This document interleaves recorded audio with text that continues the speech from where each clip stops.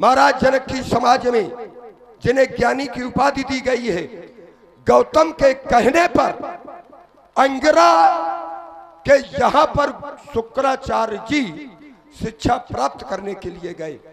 पहुंच गए होगे आप लोग। अंगिरा का एक पुत्र है और बृहस्पति, दोनों को वो शिक्षा दे रहे थे। अब गुरु बने थे दोनों के, तो गुरु का कर्तव्य यह बनता है कि शिष्यों में भेद ना रखना चाहिए, बराबर की शिक्षा देनी चाहिए। लेकिन अपने पुत्र बृहस्पति पर अंगिरा अधिक जोर दे रहे थे और शुक्र की उपेक्षा कर रहे थे। जब शुक्र ने ये देखा तो वहां से अंगिरा से विदा मांगी और आकर के गौतम से, यहीं के गौतम से मिथिला में आकर के बताया कि अंगिरा के द्वारा जो एक शिष्य के प्रति कर्तव्य निर्वहन करना चाहिए वो नहीं किया। तो गौतम को सीधे अंगिरा के पास जाना चाहिए कि महाराज आप ये उचित नहीं कर रहे। नहीं गए, किसी ने विरोध नहीं किया, अपितु शुक्राचार्य को भेज दिया कि जाओ भगवान शंकर की तुम तपस्या करो। क्या यही कर्तव्य बनता है? किसने कह दिया कि ज्ञानी अन्यायी नहीं होते हैं? आप सुनो, हो गई आपकी बात, हो गई। कह रहे हैं ज्ञानी भी अन्यायी होते हैं, लेकिन क्या राजा जनक यहाँ अन्याय कर रहा है क्या?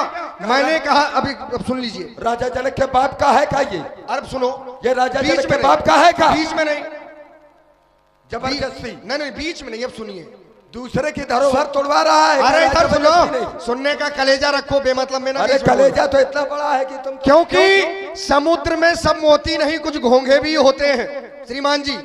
समुद्र में सब मोती नहीं, कुछ घोंघे भी होते हैं। और पंडितों में सब विद्वान नहीं, कुछ तुम जैसे पोंगे भी होते हैं। श्रेष्ठ। अरे इधर सुनो, श्रेष्ठ तुम्हारी जैसे श्रेष्ठ थोड़ी यहाँ है। मैंने कहा था राजा जनक ब्रह्म ज्ञानी है। और देखिए श्रीमान जी, बड़ी सीधी सी बात है, सुनने वाले लोग हैं, बड़ी कम समय में वहां पहुंचेंगे, बड़ी कम समय में। जो ज्ञानी होते हैं जान लेते हैं लेकिन मानते नहीं है। जैसे राजा जनक जान चुके हैं कि धनुष कौन तोड़ेगा, लेकिन अभी स्वीकार नहीं कर रहे। सत्कार केवल राजा जनक नहीं, राजा जनक की नगर निवासी भी कर रहे हैं, जिनके रही भावना जैसी प्रभु मूरत देखी तिन तैसी। कोई दूल्हे के भेष में देख रहा है, कोई सगे संबंधी के भेष में देख रहा है। ये ज्ञानियों की समाज है। आप क्या जाने, राजा जनक जान चुका है, इसीलिए वो सिंहासन दे दिया। अब विजेता कोई दूसरा हो नहीं सकता। राजा जनक ये भी जान चुका है, इसलिए वो सिंहासन दे दिया गया है।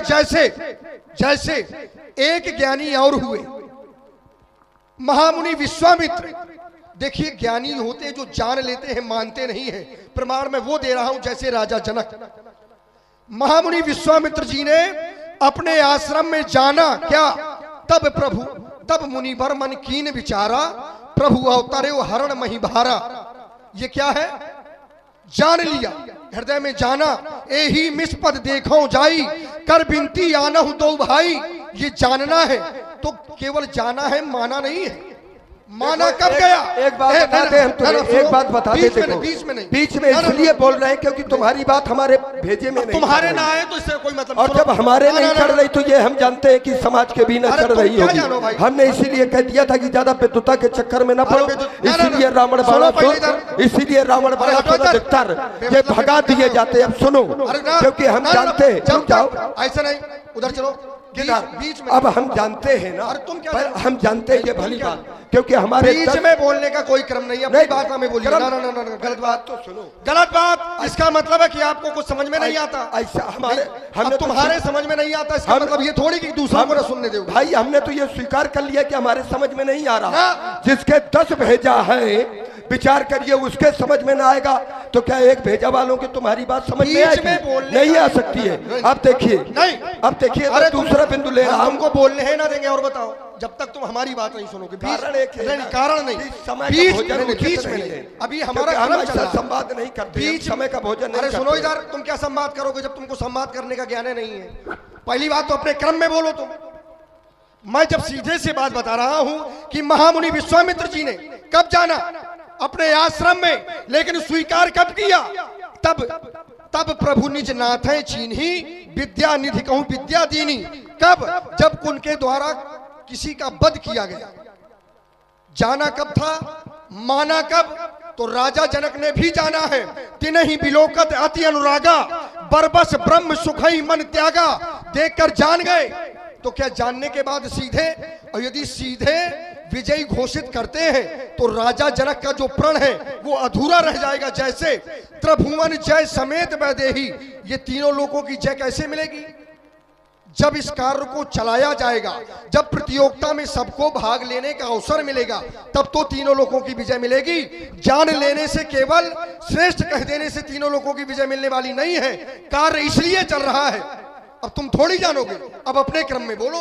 हो गई बात, अब हम तुम्हारी बात और प्रभावित हुए श्रवण कुमार द्विवेदी जी के समझ में आएगा जो हम कहने जा रहे हैं।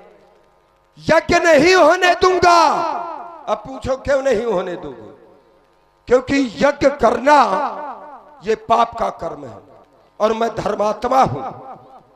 ऐसे बोलो, समझ में आ जाएगा सबके। जो धर्मात्मा होते हैं वो यज्ञ नहीं किया करते, यज्ञ का विरोध किया करते हैं। क्यों? क्योंकि जो यज्ञ से फल मिलता है वो अच्छा नहीं मिलता। देखो ये जान रहे हैं। एक राजा हुआ, तुम एक यज्ञ की बात कर रहे हो। एक राजा हुआ, उसने एक एक यज्ञ के बदले में हजार हजार यज्ञ की, 12 सहस्त्र सहस्त्र नभ किए सहित अनुराग। अब परिणाम क्या मिला? भैया इसको बनाओ क्योंकि इसने खा लिया। हुआ क्या?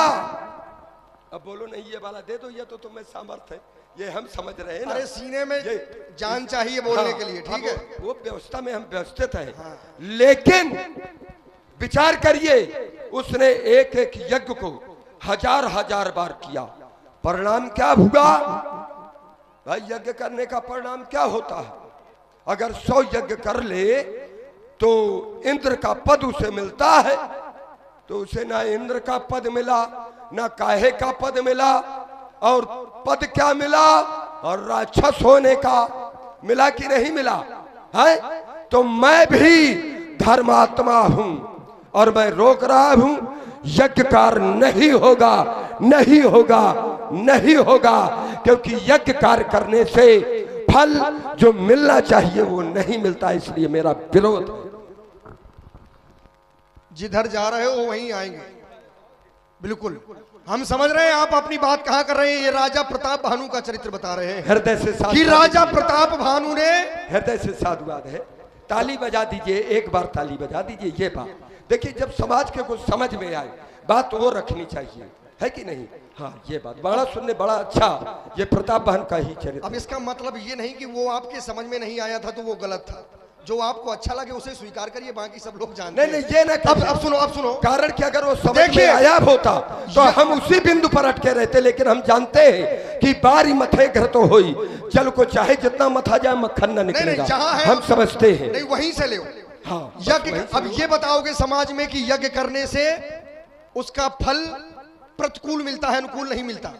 अरे एक को मिल गया, उसके कर्म वैसे थे, तो क्या राजा जनक के कर्म वैसे हैं क्या? नहीं। यज्ञ का परिणाम यदि हृदय में भावना, हृदय में श्रद्धा और विश्वास हो, कार्य धर्म के हित में हो, तो उसका परिणाम भी उसके हित में ही होता है, अनुकूल होता है, प्रतिकूल नहीं होता। रही बात प्रताप भानु की, तो प्रताप भानु का श्रीमान जी अपराध था। इस कारण उसे भोगना पड़ा, क्योंकि बिना अपराध के कहीं कुछ होता नहीं है। यदि अपराध ना होता तो इतना बड़ा श्राप ना दिया जाता। पहला अपराध मैं बता रहा हूं। राजा प्रताप भानु ने झूठ बोला। राजा प्रताप भानु ने झूठ बोला, और झूठ बोलने के लिए ये शास्त्र कहते हैं कि नहीं असत्य संपातक पुंजा। जहां झूठ बोला जाए, असत्य के समान कोई दूसरा पाप नहीं है। राजा प्रताप भानु ने झूठ बोला। कहां पर बोला? राजा प्रताप भानु वन में भ्रमण कर रहे थे। एक मुनि मिले। मुनि उतर तुरगते कीन प्रणाम किया, और जब उसी मुनि ने पूछा कि क्या आप राजा प्रताप भानु हैं, तो झूठ बोल गए। नाम प्रताप भानु अवनीसा, तासु सचिव मैं सुनहु मुनीसा। मैं प्रताप भानु नहीं हूं, मैं प्रताप भानु का सचिव हूं। स्वयं प्रताप भानु खड़े हैं और झूठ बोल रहे हैं। तो श्रीमान जी जब झूठ बोले, असत्य हुआ तो अपराध हुआ, अपराध का दंड मिलना था, प्रताप भानु ने भोगा। आप बताइए। बात तो यही आ जाती है, क्योंकि तुम दिमाग तो लगाते हो, बुद्धि तो लगाते हो, लेकिन वहां तक पहुंच नहीं पाते। विडंबना केवल यही है। तुमने कहा कि क्या राजा जनक वैसा कर, अरे राजा जनक से अच्छी यज्ञ कर रहा था वो। हृदय न कछु फल अनुसंधाना, भूप विवेकी परम सुजाना। हृदय में जो भी कार्य करता था, जो भी यज्ञ करता था, उस निष्काम भाव से, ये तो सकाम भाव से यज्ञ कर रहा है कि धनुष टूट जाएगी तो मेरी बिटिया का विवाह हो जाएगा। यहां सकाम भाव लगा हुआ है, लेकिन प्रतापवान और राजा जनक से भी बढ़कर के था। तुम कहां खो रहे हो? जग जाओ अब। राजा जनक से भी श्रेष्ठ था, क्योंकि राजा जनक तो केवल एक यज्ञ कर रहा है ये, और ये यज्ञ सकाम भाव से कर रहा है। और उसकी एक यज्ञ नहीं, हजारों हजारों यज्ञ हो गई, लेकिन एक भी यज्ञ उसकी सकाम भाव से नहीं थी। हृदय न कछु फल अनुसंधाना, कोई भी हृदय में कामना लेकर के यज्ञ नहीं थी। परिणाम, तुमने कहा राजा झूठ बोला। राजा झूठ बोलना तो भी ये नीति है। अगर राजा की ये नीति नहीं होती तो वही ब्राह्मण जिन्होंने श्राप दिया कि भूपति भाभी मिटई नहीं, जदपि न दूषण तोर, तुम्हारा दोष नहीं है।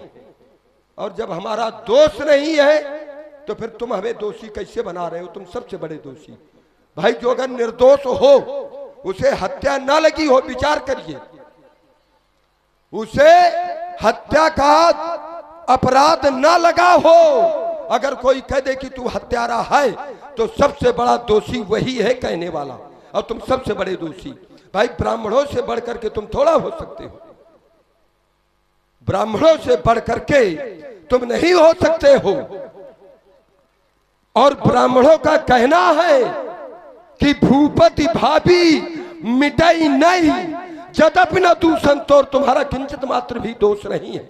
इतना ही नहीं, ब्राह्मण ही नहीं, जो आकाशवाणी हुई, उन्होंने भी कहा, आकाशवाणी ने, कि विप्रव श्राप विचार न दीन्हा, और नहीं अपराध भूप कछ कीन्हा। कोई अपराध नहीं है राजा का, और जब कुछ कोई अपराध नहीं तो या तो फिर ये झूठ है, या तो ये झूठ है। अगर ये झूठ है तो तुम सही, और जब तुम सही तो अभी तक हमने इसकी होली जलाई, अब तुम जलाओ। अरे हम कैसे जलाएंगे? तो फिर इसकी बात मानो। आप सुनो ना, इसकी बात देखिए, हमने बहुत थोड़े में, तुमने कह दिया वहां गया यहाँ गया, हमने बहुत थोड़े में और बिल्कुल सटीक उत्तर दे दिया। अगर मैं अपराधी नहीं, आकाशवाणी भी हुई कि विप्रव श्राप विचार न दीन्हा, नहीं अपराध भूप कछ कीन्हा, तो फिर अब मेरा बिंदु है, विचार करिए कि अपराधी कौन? अपराधी। और जब सुन लो, पूरी बात सुन लो, हाँ। कारण उसी में तो है रास। अच्छा। भाई अपराधी जब मैं नहीं, ये प्रमाण दे रहे हैं कि जब अपराधी रावण नहीं, प्रतापवान नहीं, तो फिर अपराधी कौन? और जब अपराधी कौन, तो उसे फिर दंड क्यों नहीं दिया गया? बात मेरी ये है, अगर वो अपराधी है तो फिर दंड उसे मिलना चाहिए कि नहीं मिलना चाहिए? अगर नहीं मिल रहा तो ये सबसे बड़ा अपराध है। अब तुम्हारे जीवन में यदि अपराध ढूंढने पड़े तो बेकार है, अपराधों का तो बोझ लिए घूम रहे हो तो।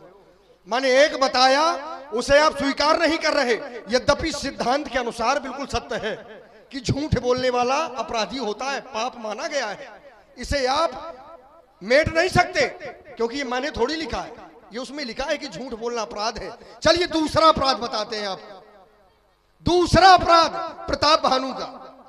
श्रीमान जी, अपराध कई तरह के होते हैं, ये आपको ज्ञात होना चाहिए। एक अपराध वो होता है जो स्वयं अपने हाथों से किया जाए, एक अपराध वो होता है जो करवाया जाए, आदेश दिया जाए, एक अपराध वो होता है कि अपने अनजाने में, हमारी सानिध्यता में अपराध हो जाए, वो भी अपराध की श्रेणी में है। जैसे किसी के गृह में किसी की हत्या हो जाए और वो व्यक्ति मारने वाला नहीं है जिसका घर है, लेकिन हत्या उसके घर में हुई है तो दोषी वो भी माना जाएगा। प्रताप भानु ब्राह्मणों को भोजन करवा रहे थे। भाई रसोई भूषित मासू, राजा प्रताप भानु के राज में रसोई बनवाई जा रही थी। यद्यपि राजा प्रताप भानु का कोई अपराध नहीं था, राजा प्रताप भानु ने मांस नहीं मिलाया था, न राजा प्रताप भानु को जानकारी थी, लेकिन उसके राज्य में तो कार्य हो रहा था, उसका प्रतिनिधित्व राजा प्रताप भानु तो कर रहा था। क्या यह अपराध नहीं है? यह भी अपराध की श्रेणी में आता है। दूसरी बात, राजा प्रताप भानु अपराधी ही था। जैसे एक सिद्धांत श्रीमान जी और है, देखो, अब तुम ना मानो तो हम क्या करें, तो लिखा पड़ा है, भरा पड़ा है अपराधों से ओतप्रोत। दूसरा अपराध, एक सिद्धांत है कि गुरु विरोध नहीं को जगत रहता। जिस व्यक्ति का विरोध अपने गुरु से हो उसकी रक्षा इस संसार में कोई नहीं कर सकता। राजा प्रताप भानु ने गुरु का अपमान किया क्योंकि उनके गुरुदेव ने कहा कि आप ऐसे कार्य को ना करें, ब्राह्मणों का भोजन ना करवाओ, इसमें तुम्हारा कल्याण नहीं है। जिस हिसाब से ब्राह्मणों को भोजन करवाना है आप भोजन ना करवाएं। तो राजा प्रताप भानु ने अपने गुरु की बात नहीं मानी, उस ऋषि की बात को मानी। जहां आप नीति बता रहे हैं कि झूठ बोलना चाहिए, जहां नीति बता रहे हैं उस ऋषि की बात तो मान रहे हैं, लेकिन गुरु की बात को ठुकराया जा रहा है।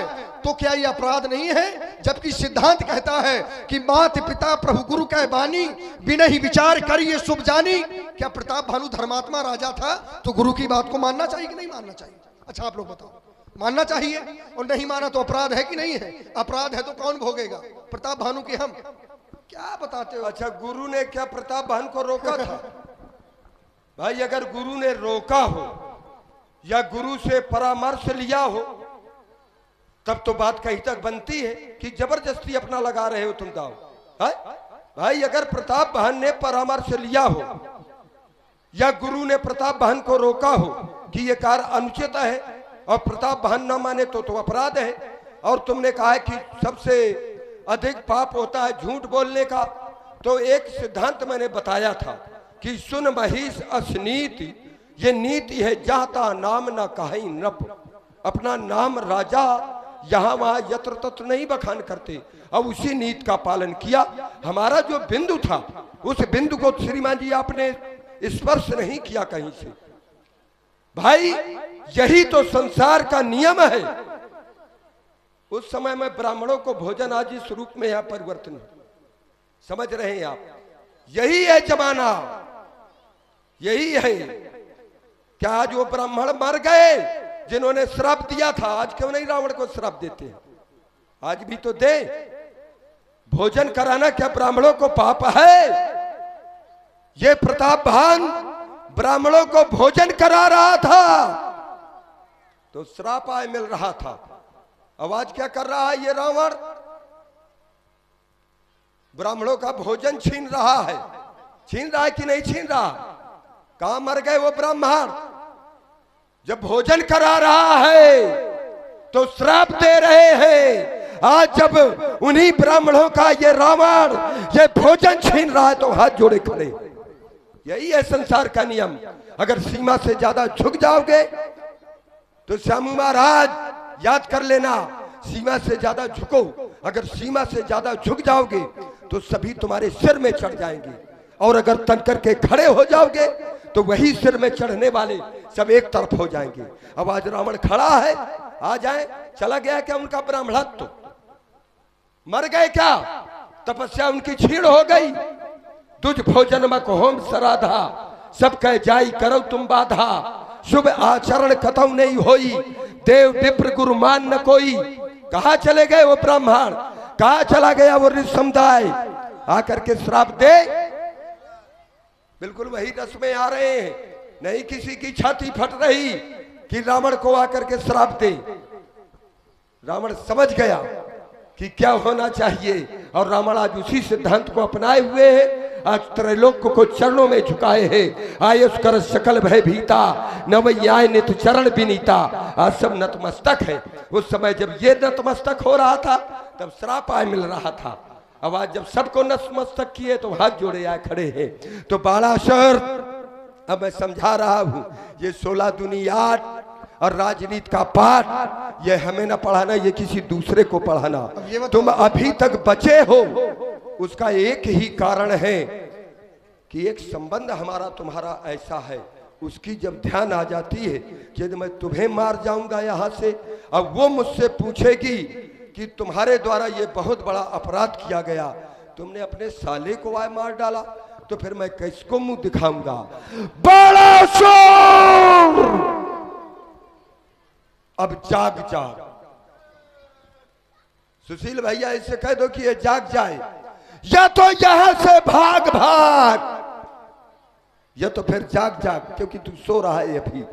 क्यों ये बातें सुन तेरी ये बार बार मेरे उर अंतर लगी यार। बालाशुर अब तू जाग जाग, मैं हूं एक अकेला जग में, ये सबसे अजब निराला, और जीजा लगता हूं मैं इसका, और ये है मेरा, ये बात, जीजा लगता हूं मैं इसका, और ये है मेरा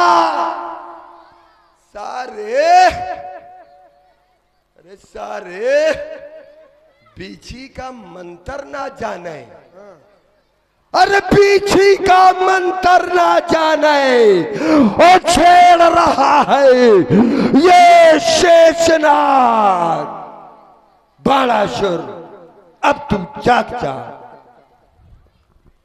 अपनी बात को कहकर और शुरू हो जाना, ये कोई मतलब नहीं निकलता है।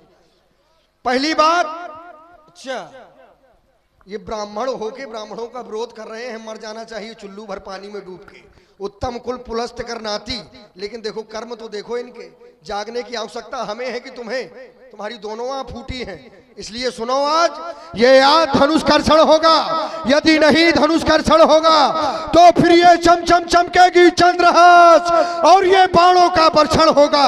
ये आज धनुष कर्षण होगा, ये लोठों के लग जाए ढेर, ये रणचंडी का नर्तन होगा। ये आज धनुष कर्षण होगा, ये आज धनुष कर्षण होगा। ब्राह्मण उस समय स्वतंत्र थे श्रीमान जी, इसलिए वो कोई भी कार्य विचार करके नहीं करते थे। आज भी ये स्वतंत्र है, सुन लो पहले, क्योंकि तुमने कीचड़ में पत्थर उछाला है ना, तो वो हमारे ऊपर थोड़ा पड़ेगा, वो तुम्हारे ऊपर पड़ेगा। विचार करके वो कार्य नहीं करते थे, इसीलिए तो मैं श्राप का भागीदार बना। और ऐसा नहीं विचारा, वो बिल्कुल अंधे हो गए कि इसको हम राक्षस होने का श्राप दे रहे हैं, और राक्षसों का काम क्या है, ब्राह्मणों का मांस खाना। यही तो उन्होंने विचारा नहीं। विप्र श्राप विचार न दीना, विचार क्या नहीं किया, क्रोध में उन्होंने श्राप तो दे दिया कि तुम निशाचर हो जाओ, और निशाचरों का काम है खल मनुजात तुजामिस भोगी। और राक्षसों को सबसे ज्यादा प्रिय यदि कोई मांस है तो वो ब्राह्मणों का मांस है। यही सत्य है ना। तो उन्होंने स्वयं विचार करके सुन लो, उन्होंने अपना काल स्वयं हमें बना दिया, तो उसमें हमारा दोष क्या है? अरे जीना नहीं है सुनो स्वाभिमान से, तो जीने की तमन्ना छोड़ दो। तैरना नहीं आता तो बहते हुए उस दरिया को छोड़ दो। मैं फूल था, फूल। उस समय यही तो आया था, यह गाय कर रहा था हरी समर पे, है? मैं फूल था, मुझे कांटा बना दिया, और ये ऐसा कांटा बन गया है श्रीमान जी, जिसके चुभ जाता हूं तो उसके प्राण लेकर के ही निकलता हूं। मैं फूल था, मुझे कांटा बना दिया। आज उस कांटे से कहते हो कि चुभना छोड़ दो। यदि आज सामने 10 कंधर के ये अजगों का कर्षण होगा तो ये चमचम चमकेगी चंद्रहास, मम बाणों का वर्षण होगा।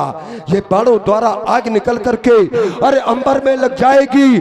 फिर आज मैथिली अधिवेशन में ये महाप्रलय मच जाएगी। ये लोथों के लग जाए ढेर, ये सुण सरता बह जाएगी।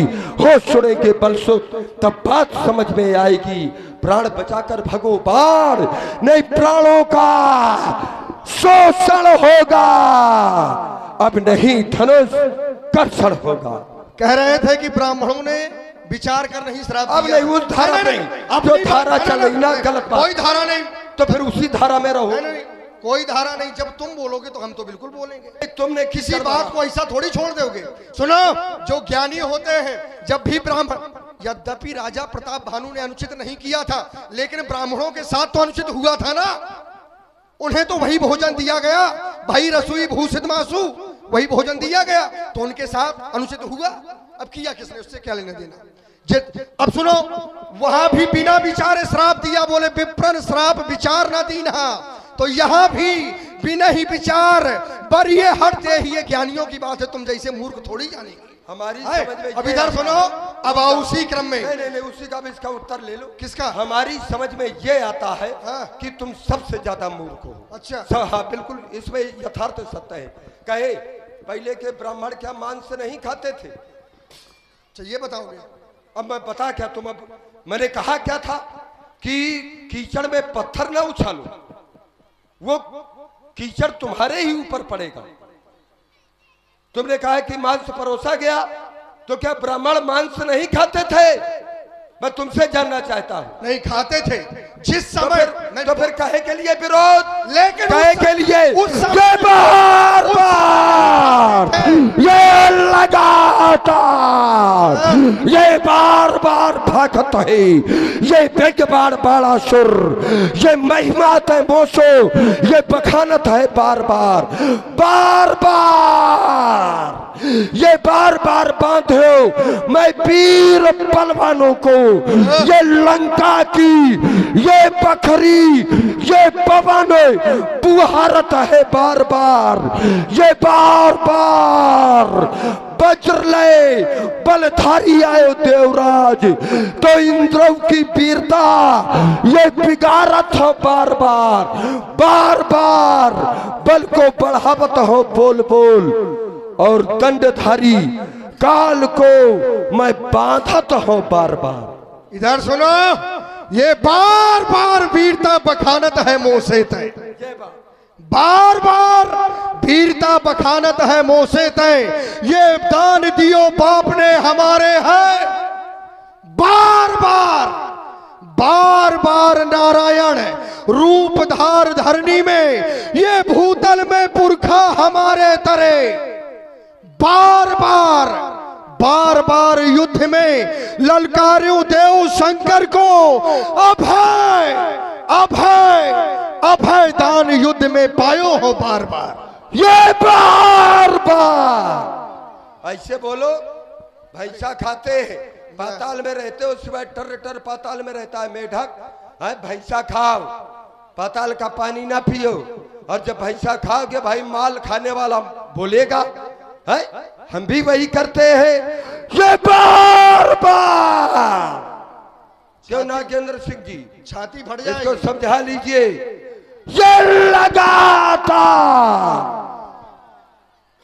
सुशील भाई जी, ये कई बार, बार बार बातन से बैर को बढ़ावे जनी, अरे देख सन्मुख काल भय खाता है बार बार, बार बार लड़ी है ते अस्त्रन को कर में धार, तो पहार जई है तो मोसो कहूं बार बार, बार बार कहूं भाग जा यहाँ से आज, नाइता कठिन प्रण मेरो या बार बार करूंगा क्या, बार बार तेरे ये सिर के उखार बार, और मसल मसल, ये मसल मसल, ये गरद में मिलई हो तुझे बार बार।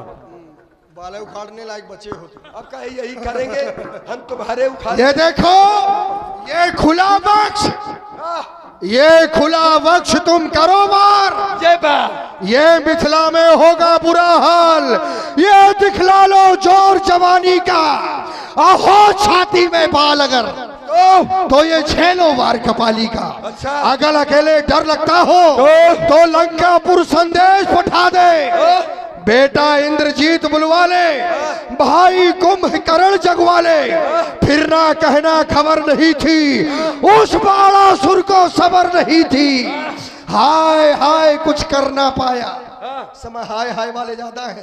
हाय हाय कुछ कर ना पाया उस बाड़ा सुरबलशाली का, और हो छाती में बाल कर तो छेला मार कपाली का। ये सिंह अकेला चलता है और तुम्हारे जैसे गीदड़ चलते हैं टोली में। एक दो नहीं, हजारों पड़े रहते तुम्हारे जैसे लंका की खोली में।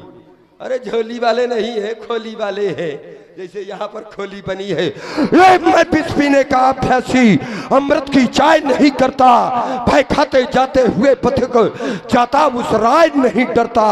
ये मुझको विष पीते हुए देखो, वो मृत्यु स्वयं घबराती है। अरे मुझको छूना तो दूर रहा, वे दूर खड़े थर्राती है। ये है मेरा वास्तविक स्वरूप, तू काहे को दम भरता। मैं विष पीने का अभ्यासी अमृत की चाय नहीं करता। सिंह तो नहीं, लेकिन तुम्हारे लक्षण कुछ श्वान की तरह लग रहे हैं। श्वान माने कुत्ता। यहाँ सिंह आए हैं, पुरुष सिंह दो वीर, तो वो लग रहे हैं कि सिंह है, लेकिन तुम नहीं। इधर देख, ये कटी कटीली के कंठन के काटवे को, ये कर्मे काट काल से विकराल है। ये कहो कार कर तब तक करोगे क्या, यदि करी हो बरबंड बाण सभा माही दे दंड। ये खंड खंड कर दूंगा तेरे बीचों भुजाओं। अच्छा, ये अनुप्रास से चौनप्रास का अनुप्रास हमें आप पिला रहे हो। ये ठे जाते हैं, ये ठेर के ठेर शत्रु, ये ढाहन टटकार देता ढूंढ मार्ग पाते हैं। ये भयदा भयंकर, ये प्रकृति भयकारी देखो, ये चंचल चटकीली चारू चाल भूल जाते हैं। ये गर्जन गराज से गिरते हैं प्रमत्त वीर, गिर की गुफाओं में ये गुम हो जाते हैं। ये प्रबल प्रभंजन प्रकंपन प्रमत्त वीर भय से भयभीत हो, ये नित्य शीश नाते हैं। रावण पगले आ गया। इन्हीं पागल दिमागों में भरे अमृत के लच्छे हैं। हमें पागल ही रहने दो, क्योंकि हम पागल ही अच्छे। अमृत नहीं, माठा भरा है, माठा। एक बार सभी सभासद बड़ी प्रेम से भगवान शंकर के नाम की जय घोष करें। बोले श्री शंकर भगवान की जय हो। जय यही उचित है। ये मेरा लक्ष्य तो कुछ दूसरा ही था।